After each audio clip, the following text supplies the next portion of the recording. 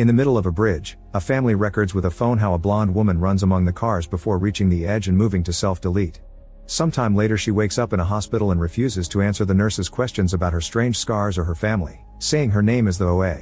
The video of her on the bridge soon appears on YouTube and is seen by her adoptive parents Nancy and Abel, who immediately rush to the hospital. As they reunite with their daughter, they reveal her name is Prairie, that she's been missing for 7 years, and that she used to be blind. Something mysterious happened to cure her eyes. The family returns home where they are met by a giant crowd of locals and reporters excited to see the Michigan miracle. Prairie is scared and nervous, so the parents cover her with a blanket before leaving the car. The crowd calls her Prairie, causing her to remind herself that it's not her name. Later 2 FBI agents ask her how she got to the bridge, so Prairie explains she had been wandering around lost until a nice lady found her and took her to a shelter. However, Prairie left and tried to return to the place where she was held captive, only to discover the other captives were gone. The agents assume she means that she tried to self-delete to reunite with them, but Prairie denies this and gets too anxious to continue, so Nancy announces they're done for today. Later that night, Prairie tries using her computer but she doesn't have internet access. She begins searching the house for the password and finds a box filled with cutting objects, only to suddenly be interrupted by Nancy, who takes Prairie out for a walk to distract her. The next day Prairie finds a video recorder and begins recording messages to someone named Homer, explaining how weird she feels to be home and promising to look for him. Then she asks her mother about the internet password, but Nancy explains the doctors recommended she should stay away from the internet for now. Afterward Prairie sneaks out of the house and after crossing the woods, she finds an abandoned home where some students hang out. She asks Alfonso about Wi-Fi and he directs her upstairs, where she finds Steve and Jesse selling hormone medicine to Buck. As soon as Steve sees the camera in Prairie's hands, he freaks out and takes it away, not believing her when she says she isn't recording. Steve tells Prairie to leave and when she tries to take the camera back, he makes his dog attack her. Jesse records with his phone as the dog keeps biting Prairie, who struggles against the beast until she bites and hugs him to calm him down. Then Prairie takes her camera and leaves. The next day at school, Steve approaches a guy from the choir because the girl Steve likes is interested in him. Jealous, Steve punches him in the throat, hurting his trachea. Afterward Steve appears at Prairie's window asking for help. He brings a router to finally connect her computer to the internet and shows her the horrible things that happen in the behavioral military school, where his parents want to send him. Seeing this, Prairie agrees to help him with one condition. She needs 5 brave people in the abandoned house. Steve agrees and takes Prairie to the mall to buy some clothes so she can pretend to be his mom at the teacher conference. While Prairie changes, Steve catches a glimpse of her strange scars. Prairie attends the meeting with teacher Betty, saying she's Steve's stepmother. Betty wants to kick Steve out of the school, so Prairie reminds her that kids in trouble are actually the ones who need help from their teachers the most. Betty asks for her name, and Prairie says she's the OA. Afterward Prairie goes home and starts searching the web for her friend Homer. On YouTube, she learns that in 2007 Homer suffered a near-fatal accident during a football match that left him paralyzed and in a coma. Claiming he had a near-death experience and flatlined, Homer miraculously recovered. Prairie cries for him as she wonders where he is. Later at the supermarket, Betty runs into Steve's real parents and realizes she's been tricked. Soon Steve's parents drag him to Prairie's house, where Nancy and Abel try to defend their daughter because of their trauma. Steve also explains it was his idea, but Prairie hears all this and gets scared, so she records a video asking for help and uploads it to YouTube. After Steve's family leaves, Nancy and Abel take the camera away and remove Prairie's door to keep an eye on her. Later that night, Prairie sneaks out and hides in the abandoned house, where she's found by Steve, Jesse, Buck, Alfonso, and Betty. They all saw her video and want to help. To explain her goal, Prairie decides to share her story. Prairie was born as Nina in 1987 in Russia, but she wasn't born blind. Her father was a very wealthy man and her mother died in childbirth. Because her father was so rich, their family was always watched by the armed forces. As a child, Prairie was haunted by vivid dreams of being trapped in an aquarium-like cage, which made her nose bleed. To put an end to these dreams, her father dug an ice hole in a pond, making her float in the freezing waters to overcome her fear. This stopped the dreams, and for a few months she slept in peace. One day on the school bus, her nose started bleeding when suddenly the bus fell off a bridge because the armed forces shot the driver as a message to all the rich parents of the kids. The driver was already dead and at first the children were surviving in an air pocket, however one by one they started dying too. Desperate, Prairie swam out through a broken window, but she couldn't make it to the surface and died too. However, as her soul tried to move through a starfield, a guardian figure called Khatun reached for her with a warning. If she chose to live, she'd suffer greatly. Prairie chose to go back and woke up in her father's arms, only to discover she was blind. Afterward her dad decided to keep her survival a secret so the army wouldn't target her again, and Prairie was sent to a boarding school for the blind in the USA. One day her aunt came to the school with bad news: her father died. Since her aunt didn't have much money, Prairie was taken out of school and had to live with her aunt in a house full of people who didn't know how to take care of the blind. The house was always filled with babies because the aunt ran a private adoption agency, and one day Nancy and Abel showed up looking for a baby. However, when they saw Prairie comforting a crying child, they decided to adopt her instead and changed her name to Prairie to protect her. Prairie's life with her new parents was happy and peaceful. One night, she started sleepwalking while talking in Russian, which then began happening every day. While moving, she would grab knives, so her parents had to hide them.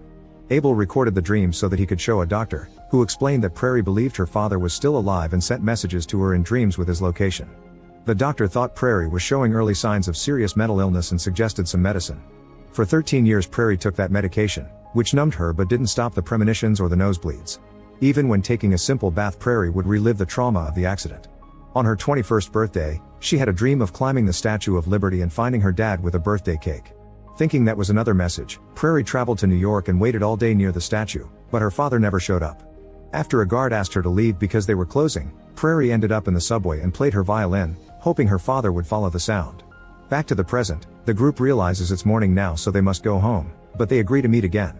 The next day at school, Alfonso receives pictures of a Russian accident from a number who refuses to share their identity. Afterward, a teacher informs him he's won a very important scholarship, and if he doesn't want to lose it, he must stay out of trouble. Meanwhile, Steve and Jesse are investigating Prairie's story, confirming they sent the text. The bus accident is real, but they can't find any evidence of a Nina. Buck offers to help, but Alfonso wants no part of it. In the evening, the group gathers in the abandoned house again so Prairie continues her story. In the subway, she kept on playing her violin while ignoring her need to eat or sleep. One day a man called Hap found her and recognized her music as Russian. He also could tell she had a near-death experience or NDE. Hap took Prairie to dinner and explained he was an anesthesiologist. When one of his patients flatlined, he heard something whoosh out of their body then whoosh back in, and since then he was obsessed with figuring out where that something goes. He spent his life studying people who had NDS and thought Prairie should have never been medicated because it took away what made her special. He also shared a machine that allowed Prairie to hear the heartbeats in the room, including her own. Excited by the fact someone finally understood her, Prairie asked Hap to take her with him and study her as part of his research, so they flew in his private plane, which left no records. At Hap's house, Prairie tried to call her parents but they never picked up, implying the phone line was fake. Afterward, Hap took her to her new room in his basement lab, locking the door behind him when he left. Hearing this, Prairie worried and started touching her so-called room, only to discover she was in a small cell.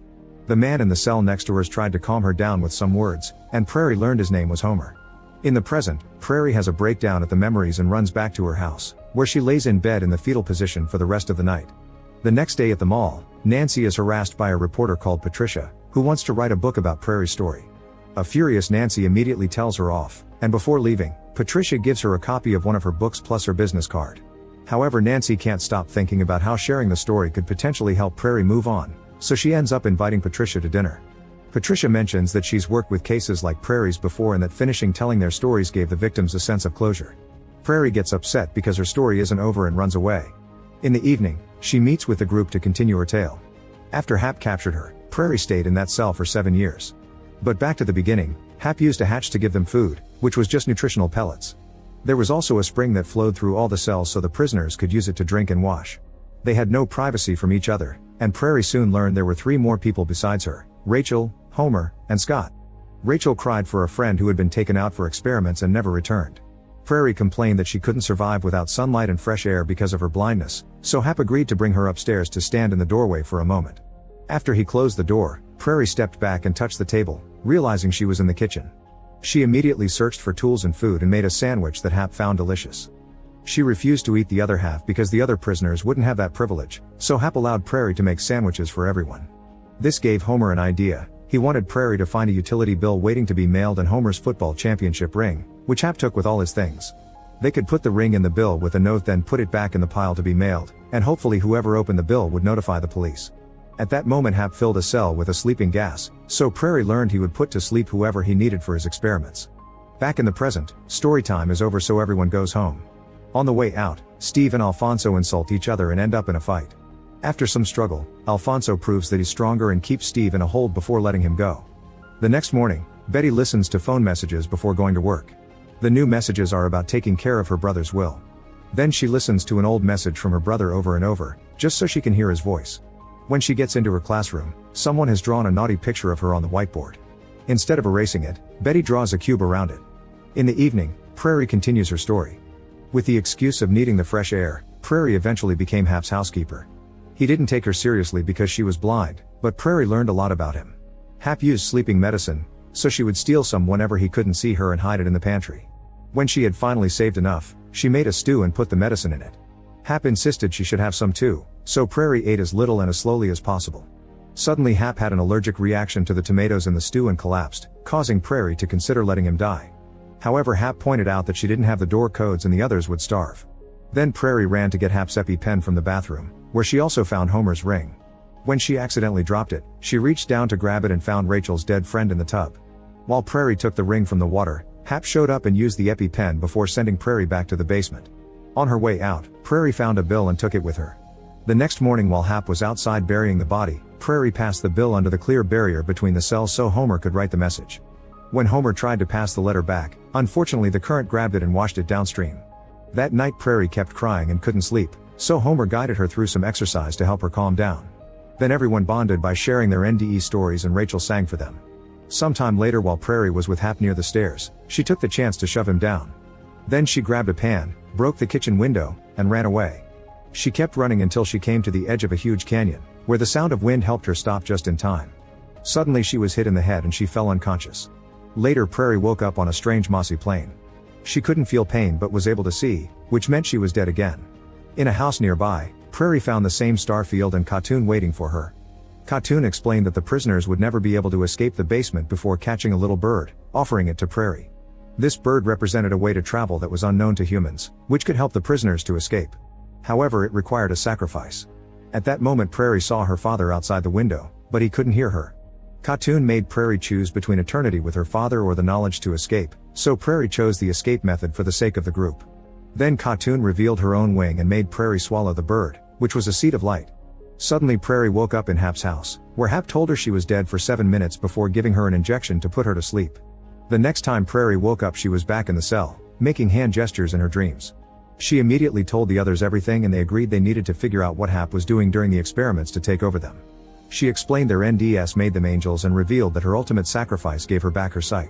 In the present, Prairie's time is up for the night so everyone goes home. The next day Betty finally goes to the lawyer's office and learns that her brother left her everything, including a $50,000 life insurance policy. Meanwhile Prairie has a session with an FBI therapist. He's very patient and understanding, but Prairie doesn't think he'll believe her story. He can't help her if he doesn't understand the details, so Prairie leaves. In the evening the group gathers again to hear more of Prairie's story. After her second death, a week passed before they could make a proper plan. Hap took Prairie out of the cell to ask her questions about her recent NDE, using the heartbeat machine to be sure she wasn't lying. Prairie answered his questions in vague ways, managing to avoid mentioning Katoon while fooling the lie detector. Afterward the group discussed how one of them should stay awake during an experiment to learn more. Scott refused because he was already very sick, so Homer volunteered. The next time Homer's cell was filled with gas, Rachel and Prairie tried to suck it out, but they passed out too quickly and Homer fell asleep anyway. When Prairie woke up, she would do everything Scott said, making them realize the gas wasn't knocking them out, it was making them compliant. For the following year, the group kept practicing until they perfected a way to suck enough gas out of Homer's cell to keep him awake. Hap took him to another part of the lab and Homer did everything Hap asked, pretending to be under the effect of the gas.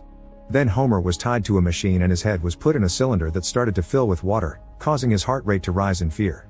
Noticing this, Hap forced more gas into him. For the next 3 years, Homer kept trying to make it through the entire experiment awake, but it wasn't working. During one session, the other captives made lots of noise to cause Hap to go check on them, giving Homer the chance to search the control room. He played some recordings and learned that Hap worked with people who've survived NDS because they could be brought back during the experiment while people who hadn't already died stayed dead. This meant Hap was killing them over and over again then bringing them back to prove that death is not the end. Unfortunately Homer couldn't find out more because he had to run back to the machine before Hap could see him. More years passed with Homer never giving up trying to get through the entire experiment awake. Prairie told him that once he made it, if he saw anything that was alive, he should eat it. After tons of failed tries, Homer finally managed to stay awake while Hap killed him. He woke up inside a ceiling crawl space and started to move toward the light at the end. When he saw a spider he tried to catch it, only to fall through the ceiling tiles into a bathroom flooding from overflowing urinals. Suddenly he started hearing voices, so he grabbed a spare robe and ran away. After going down a hallway, he found a room with an aquarium, so he grabbed a fish and swallowed it. At that moment Hap brought him back and took him back to the cell. Later Homer told Prairie that he didn't feel any different. However, Prairie told him that the thing inside her was waiting for something, so Homer's thing must be waiting too. She also said that the thing called her with a name truer than Prairie, which sounded like Away or Oa. Then Homer fell asleep and started making gestures with his hands like the ones that Prairie learned from the bird. Later, Hap flew to Cuba and listened to Renata play guitar. After the performance, he approached her to chat and confirmed that she was an NDE survivor. Hap made his usual offer as he did with Prairie, but Renata turned him down. Meanwhile, Prairie and Homer were practicing their movements from cartoon. Rachel was still passed out from Hap's last experiment and wouldn't wake up even when Scott hit the cell walls with a bucket, making him think Hap may have made the gas stronger. When Hap came back, he noticed the captives doing those strange movements, but they refused to answer his questions, only saying they made the movements up. Suddenly Rachel went crazy and started asking for help because she saw on the security camera that the sheriff was approaching the house. Hap immediately played music to cover their screams and ran through the door to meet with the sheriff outside. The sheriff explained his wife had ALS and couldn't speak anymore, so he wanted to hear some hope from the doctor. Unfortunately, Hap told him that the disease was incurable, but he'd look into new research. Afterward, Hap kept watching the prisoners through the cameras and got jealous of how closer Homer and Prairie were becoming. In the present, Prairie runs out of time and everyone goes home.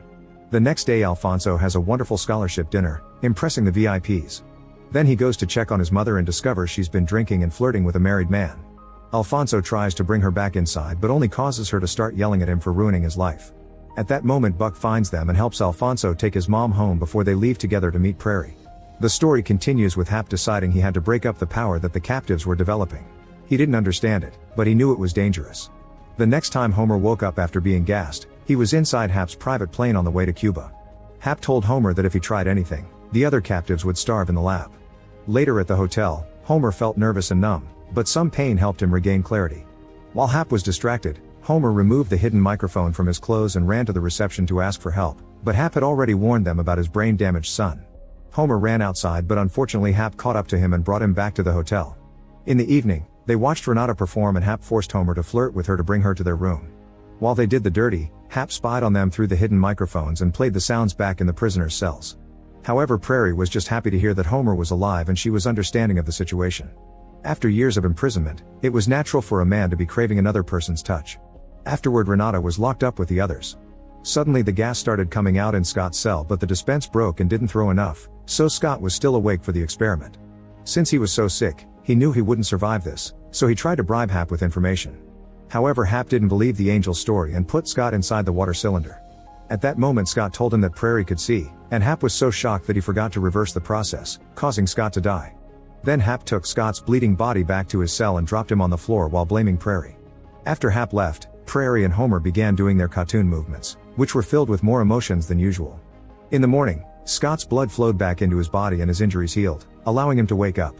Laughing, Scott told the others that there were 5 movements and he learned the third. The 5 movements together could open a tunnel to another dimension of freedom. Hap saw this and was happy too, thinking his experiments were working. In the present, Prairie tells the others that she will teach them the 5 movements so they can open a portal to rescue her friends. Afterward, everyone goes home and Buck already starts practicing the movements in his room until it's time to meet again to continue the story. 2 more years passed with the group always practicing the movements in their cells. Eventually, Renata found the 4th one and her guardian told her that a potential side effect of dimensional travel is amnesia. The captives invented symbols to represent the movements, then Prairie and Homer added them to their skin. This explained Prairie's weird scars. She had the 1st and 3rd movements while Homer had the 2nd and 4th. Unfortunately, this meant Hap was also learning the movements, so whenever they finally got the 5th, they had to be bad fast enough to escape before Hap could catch up to them. A year after Renata had been given the 4th movement, Hap met with his mentor Leon, who was doing very similar experiments in the morgue of an abandoned hospital wing and didn't keep his subjects alive for long. Hap told Leon a bit about his group's movements but refused to share details for now, so Leon took out a gun to make him confess what he knew. When Hap refused, Leon shot near Hap's head, so Hap jumped on him to fight him for the gun. After some struggle, Leon grabbed Hap by the neck and tried to choke him, but Hap pushed him off and drowned him in a drawer full of liquid. Afterward, Hap left and told a nurse that there were people in danger in the old morgue. When Hap got home, he took Prairie to the machine and told her he wanted to run away with her to set up a clinic where they'd use the first 2 movements to heal wealthy people. Prairie asked what would happen to the other captives and Hap called them a detail he'd take care of, so Prairie turned down his offer. Then Prairie died again in the machine and emerged into the starfield, however Khatun wasn't there. Before Prairie could search the area, she was brought back by the machine. Afterward, Hap played some sounds to her and she reacted to a recording of the rings of Saturn. Hap thought that was where they went in their NDEs. After taking Hap back to the cell, Hap listened in repeat to the sound of the rings and didn't hear the sheriff coming in. The sheriff saw the captives on the surveillance monitors and pulled out his gun, pointing it at Hap's head. In the present, it's time for everyone to go home. The next day the therapist tells Abel and Nancy it may be a good idea to medicate Prairie again, and when the parents refuse, he advises the family to do something they enjoy together. When the group meets again, Prairie coaches the others through practicing the movements. They all cooperate and practice with tough determination, wanting with all their hearts to get it right. Afterward, Steve goes home and his father is furious because a bill arrived with the expenses of the treatment for the choir boy. Steve has grown and is ready to take responsibility, however 2 soldiers from the military school are waiting to drag him away.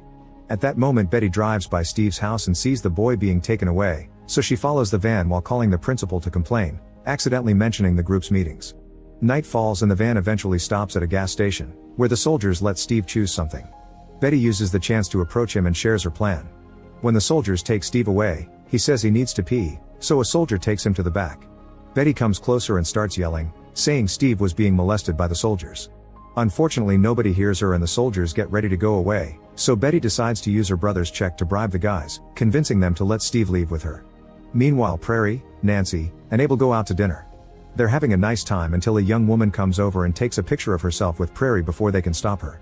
The things she says about Prairie shatter the mood, and thinking about the town's crazy rumors upsets Nancy. Prairie decides to tell her a little of the story and mentions the movements, saying she's the original angel or OA. Nancy can't take it and slaps Prairie, which is seen by Alfonso because he's the waiter. Alfonso immediately takes Prairie away in his car and goes to the abandoned house.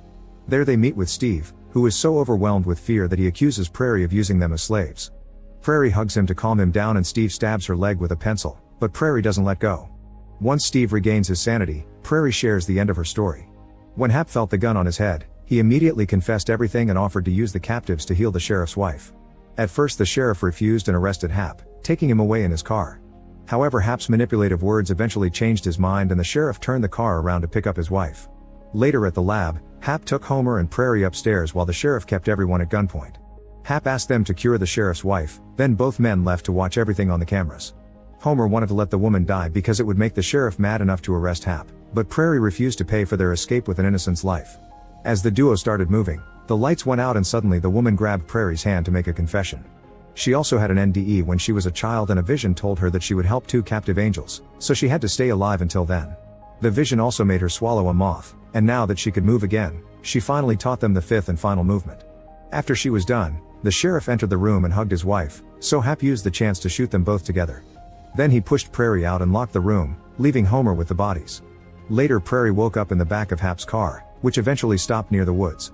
Hap threatened Prairie with a blade while explaining that he didn't need her anymore because Homer had all the movements and Hap himself could be the 5th person.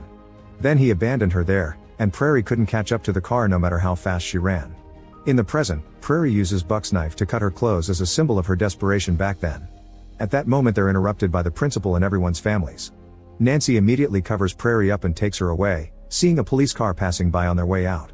Later Abel and Nancy go to the house where the other families are meeting, but they're kicked out. Suddenly Alfonso runs outside and tells them he believes Prairie's story, which he's determined to prove.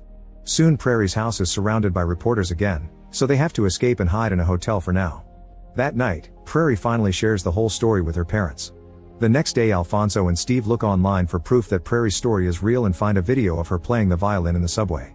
In the evening, Alfonso breaks into Prairie's house and in her room, he's devastated to find a box with books about angels, near-death experiences, the Odyssey, and the Russian oligarchs. Then Alfonso goes into the bathroom to splash water on his face and think, only to suddenly see Homer's face in the mirror. Upset, Alfonso takes the books and tries to leave, but he bumps into Prairie's therapist instead. The guy hugs Alfonso and says he and the group did well in helping Prairie through her trauma. Afterward Alfonso shows the others the box and they think Prairie made everything up by taking elements from each book, which disappoints them. Sometime later, Prairie is feeling better thanks to a new medicine and having a calm life with her parents in a new home. One day while taking a relaxing bath, she falls asleep and has another dream that makes her nose bleed. Finally understanding the meaning, she runs out of the house. In the school, Betty is fired from her job, and each kid hangs out with her old friends again instead of each other. Suddenly a shooter approaches the building and opens fire, causing everyone to run and hide in panic around the cafeteria. The principal tells Betty to leave with him, but Betty is worried about the kids and runs back to them. When the kids see Betty arrive, they all share a look and nod with a plan in mind.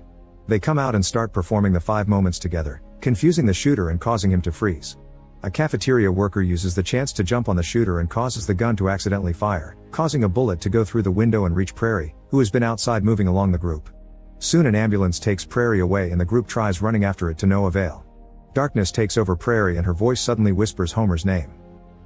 Make sure to subscribe and turn on notifications so you can watch more videos like this. Thanks for watching.